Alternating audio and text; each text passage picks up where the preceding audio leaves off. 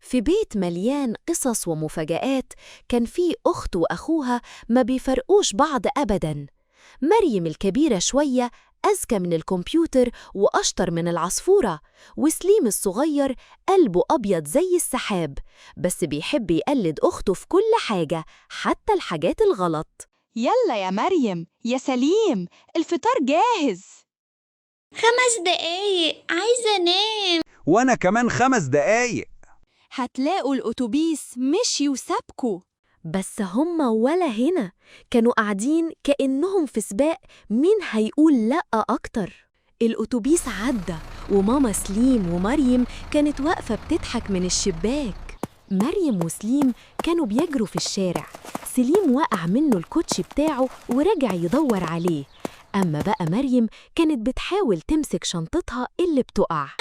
يا عم محمد استنانا، احنا جايين اهو. لكن عم محمد كان عنده مهمة، يوصل اللي التزموا بالمواعيد. طيب هنعمل إيه دلوقتي؟ هنمشي لحد المدرسة، ما الأتوبيس سابنا ومشي. بعد رحلة مشي طويلة رجليهم وجعتهم، وصلوا المدرسة لقوا المديرة واقفة عند البوابة مبتسمة ابتسامة صغيرة كأنها بتقول: أخيراً وصلتوا يا عصافير، مش الأتوبيس كان أرحم ليكم؟ صباح الخير، ايه الحلاوة دي؟ تأخير كمان؟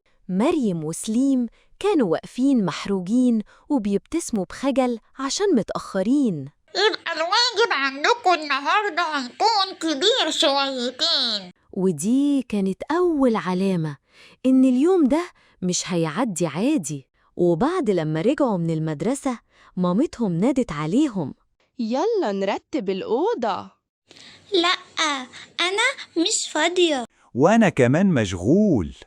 الغريب إن مشاغلهم كلها كانت لعب، لكن الدنيا دايماً عندها مفاجآت.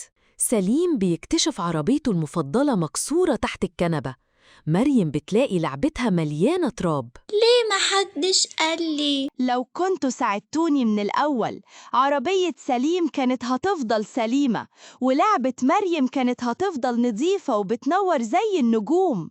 وهنا لأول مرة فكروا إن كلمة حاضر ممكن تغير حاجات كتير. تعالوا يا ولاد نعمل كيكة جديدة. حاضر يا مامتي. وأنا كمان حاضر. ولما الكيكة خلصت كانت أحلى كيكة شوكولاتة شكلها يفتح النفس، ومريم وسليم فرحوا جداً بالكيكة. أهو ده اللي بيحصل لما تقول حاضر، المكافأة بتكون أحلى مما تتخيل. ما تنسوش يا أصحابي تعملوا إعجاب ومشاركة وتدوسوا زرار المتابعة عشان تشوفوا باقي القصص.